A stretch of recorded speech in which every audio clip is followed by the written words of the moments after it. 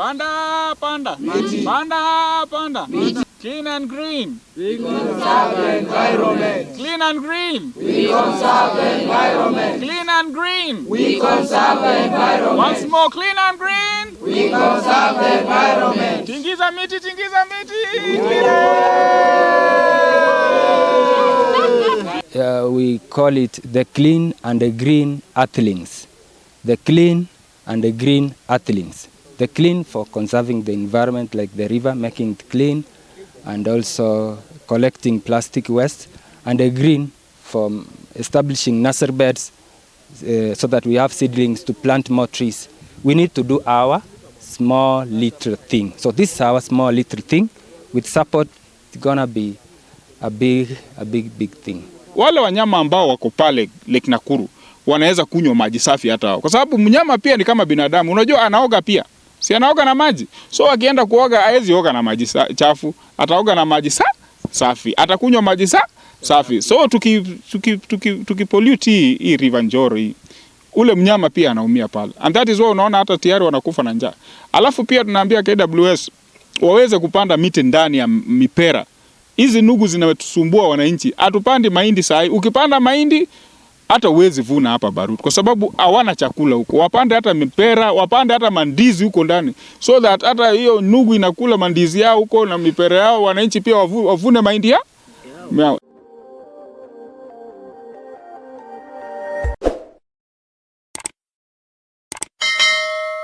My name is Geoffrey Hosea Nyariki.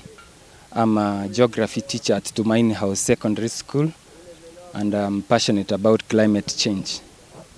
So I got transferred from Marsabit, where I used to have a desert, and I used to do some environmental activities there, tree planting, and I realized that climate action is a major challenge. So when I got transferred here, I used to think that Nakuru is a safe haven, but looking around its environs, Baringo County, I realized climate action is something which we need to take at hand, teachers and everybody who is living in this country. And looking around my school, my community, I decided to engage the community here. I came here and I found already established nursery but dilapidated. So I engaged the family members of the Ruto family, and we started this initiative called Clean and Green Earthlings. So Clean and Green Earthlings is looking at rehabilitating this river Ndarugo, planting trees here, and first establishing nursery beds here. Another one at Tumaini House, my school. Another one at Barut Primary, and even at the dispensary here at Barut. So once we have the 4 nursery beds, it's easier for us to engage the community, to empower them by giving them the seedlings which we will develop so that they can plant the trees, so that we can achieve the presidential call which President Ruto said that each Kenyan should at least plant 100 trees.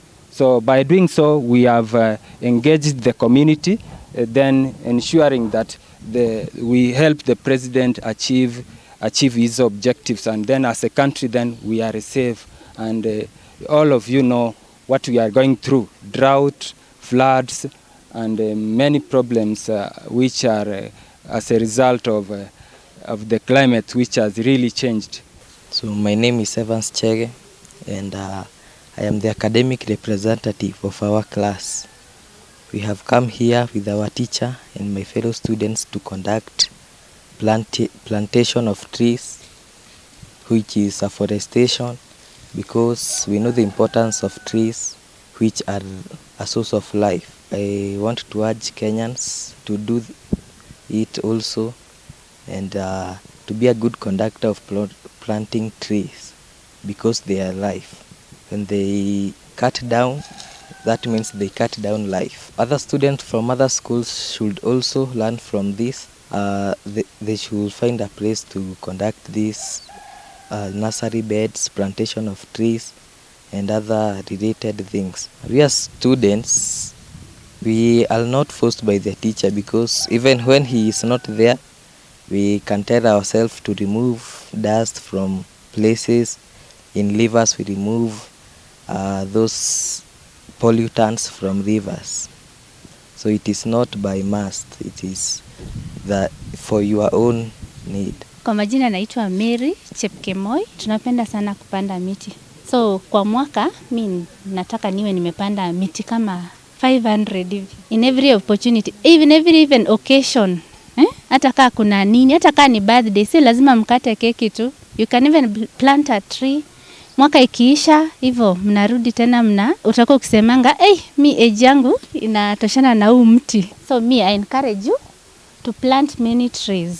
As a geography teacher, I will explain that many people think it's directly calling the rain, but trees will increase the moisture content in the atmosphere, leading at last to rain, and at the same time balancing the ecosystem, like the oxygen levels. So that's why we call trees as the sinks of the world, because they take all the poisons. So if the trees don't take the poisons, then we as humans are in danger, because we will take the same poisons.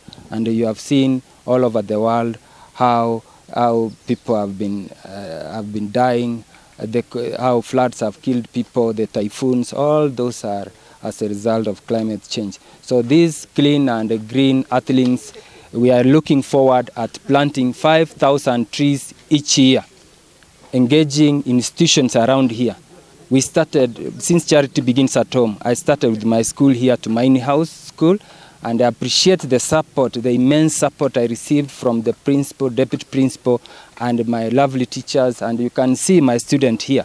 This is on a weekend, but they are here supporting me and doing this for free and ensuring that we conserve our environment. So that is an inspiration making this initiative move forward. Kwa majina naitwa Peter Maritim, na Peter Maritim ni mkazi wa hapa Barut, na leo tumekuja hapa ili kuweza kupanda miti na pia kuestablish nursery. Kuna mabadiliko ya anga ambayo tumeona kwanza kama sisi wakazi wa Barut. For the last almost 2 years ama 1.5 years, tumeona baboons wanatoka game park, fisi zinatoka game park, maji Lake Nakuru burst, imetoka nje. Na tukakaa chini tukaona ile kitu ambayo tutasaidiana ni kuchunga mazingira. Sababu baboon akitoka game park ni kumaanisha ana chakula. Fisi akitoka game park ni kumaanisha ana chakula. Lake ikiburst ni kumaanisha kuna kitu ambao inaendelea ambao si nzuri.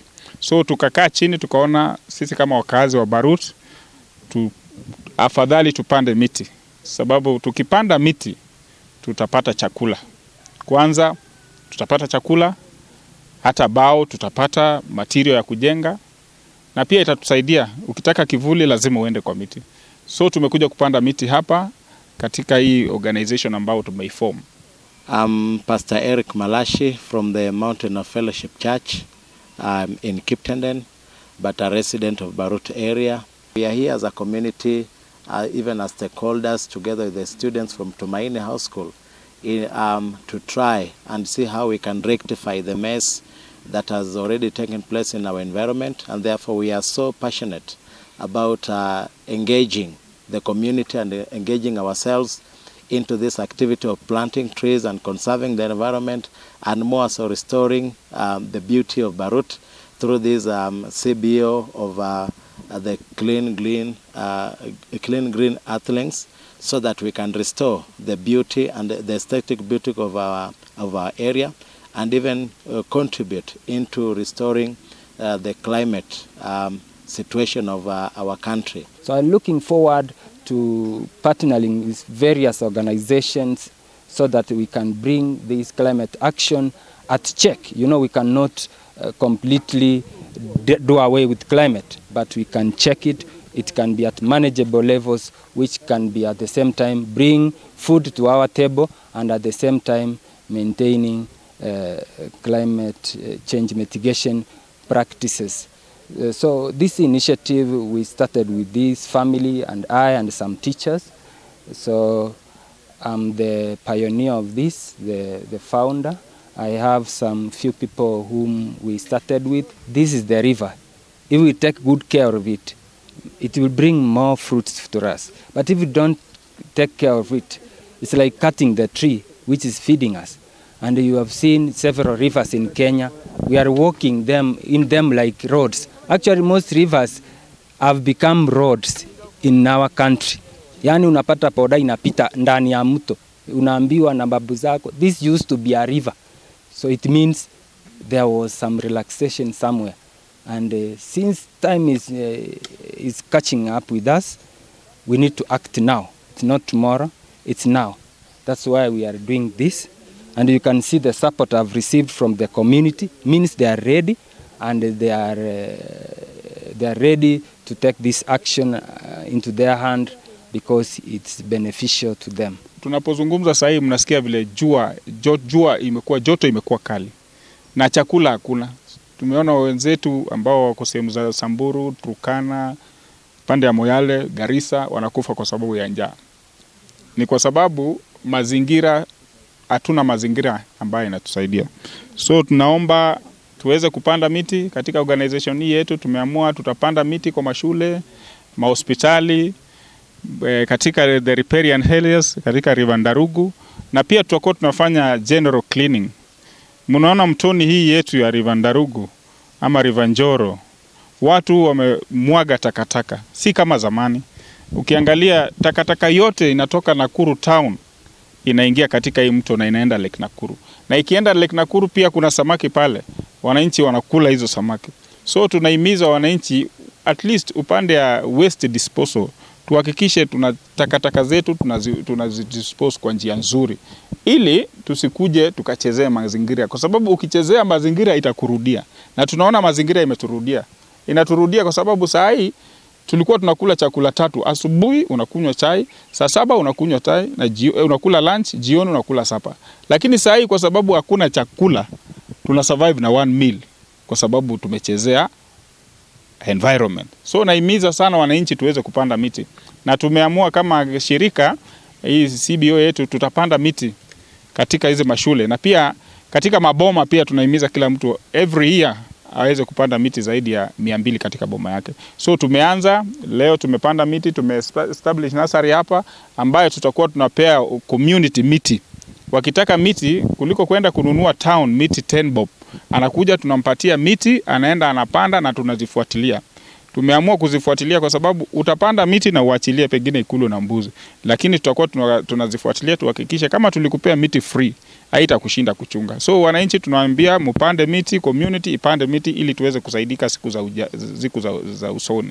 Yeah, I urge people living near bank rivers to at least maybe don't plant more blue gum trees, because as a geography teacher I know blue gum takes a lot of water and it makes the rivers dry. So I will encourage them to plant buffer crops which cannot be able to suck more water from the trees, and at the same time do some activities from a bit far from the river, such that the river has life, it breathes. You see, even you get suffocated. So like this in the Ndarugu River, I can see it's almost suffocating.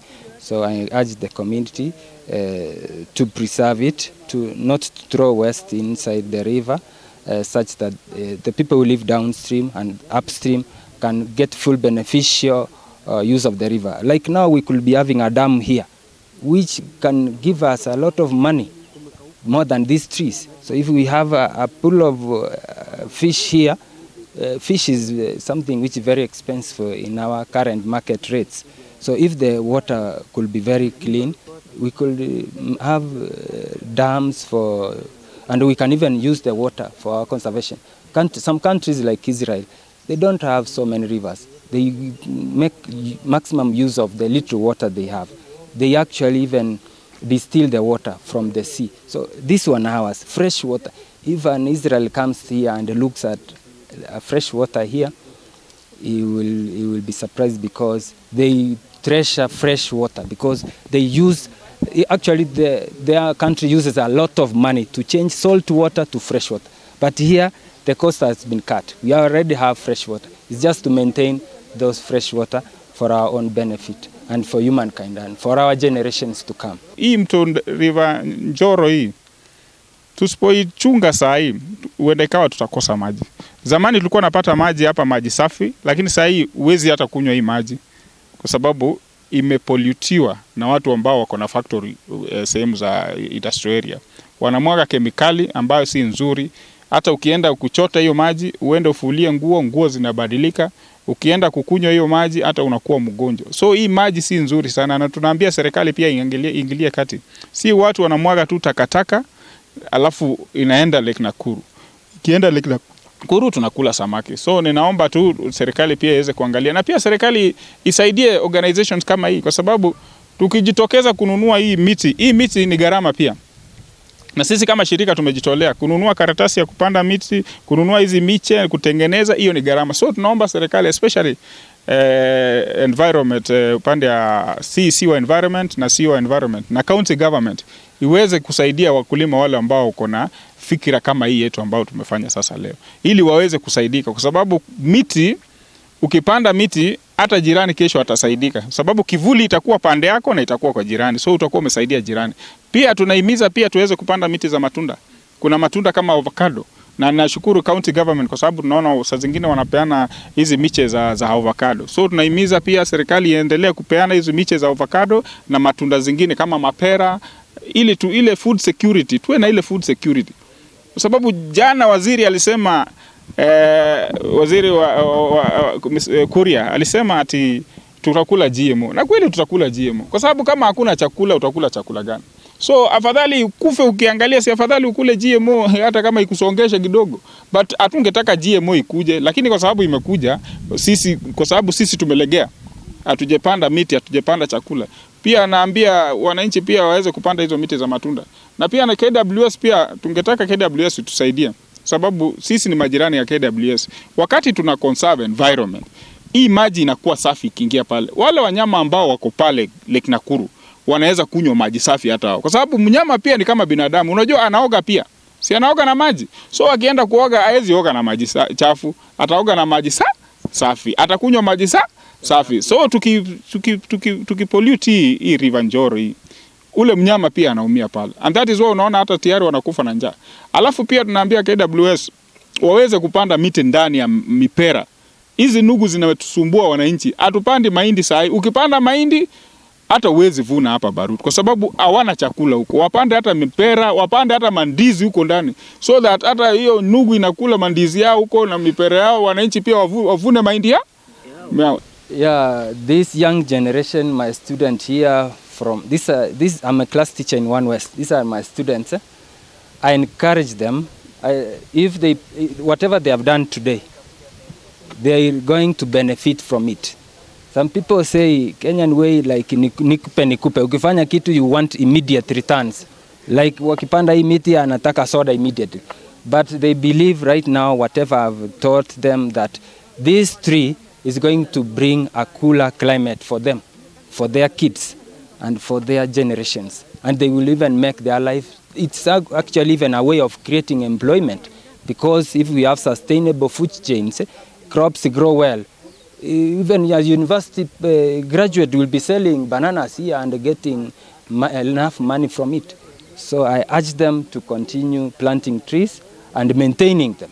More important is maintaining them, because just planting is not enough, because these are pastoralist communities.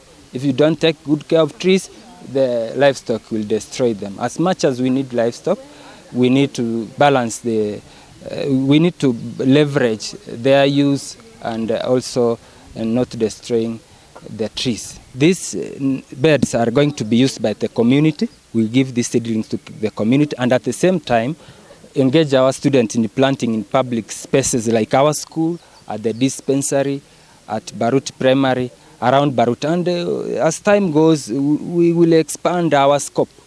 We will have to expand. Like now we have a goal of planting 5,000 trees here in Barut. With time, we will move out. When our circle grows, it will meet other circles, other stakeholders who will support us. Then we expand. Then we move even to Baringo County, which is greatly affected by by desert encroachment. Tunaambia pia serikali ya county, especially madam wetu ambaye ni governor Susan Keka, atuangalie sisi ambao tunapanda miti sasa, kwa sababu tukipanda miti watu watamsumbua, wanataka chakula, kwa sababu chakula itakuwa. Na pia wale ma MCAs ambao wanafanya katika County Assembly of Nakuru pia waweze kusaidia wananchi ambao wanataka kupanda miti. Na pia hii mpango ambao tumefanya, unaona tuko na watoto wa shule. Hao watoto wa shule ni watoto ambao wamejitolea, na wengine tunawafunza pia, we are nurturing them, ili kesho wakati sisi tutastaafu waweze kuendeleza kupanda miti. Unajua ukitaka kufunza, wanasema ukitaka kunja miti unamkunja akiwa mdogo, so unamtengeneza akiwa mdogo, si ndio? So akikuwa mkubwa atakuwa amenyoro. So hata watoto tunanyorosha vizuri, waweze kuwa watoto wa kesho, watapanda miti, waweze kuendelea na kutengeneza environment. Na pia nashukuru rais wetu William Ruto kwa ile kazi nzuri amefanya na environment, na zile pesa ambao pia ametenga katika kikapu ya mambo na chakula, mambo na mazingira. Na tunajua pia hiyo pesa itatusaidia. Tutaomba hizo pesa pia iweze kusaidia, ili tuweze kusaidia wananchi wetu waweze kupanda miti. Na tupande miti Barut peke yake. Tunataka tupande miti Kenya mzima. Lakini tumesema tuanzia Barut, the more tunaendelea, tukisonga mpaka tuhakikisha at least tuko na asilimia kama 20 ambao tumepanda katika hii shirika letu la Green and Clean Earthlings. Juzi niliona huko Boni Forest wakipea serikali chakula. Wamepata chakula mingi. So ni kumaanisha sehemu kama hizo, kama wanaweza drill boreholes, na tunaambia serikali sana invest kwa boreholes. Kama wanaweza drill boreholes katika hizo sehemu, wanaweza fanya irrigation, smart farming, wanaweza fanya irrigation na wapate chakula.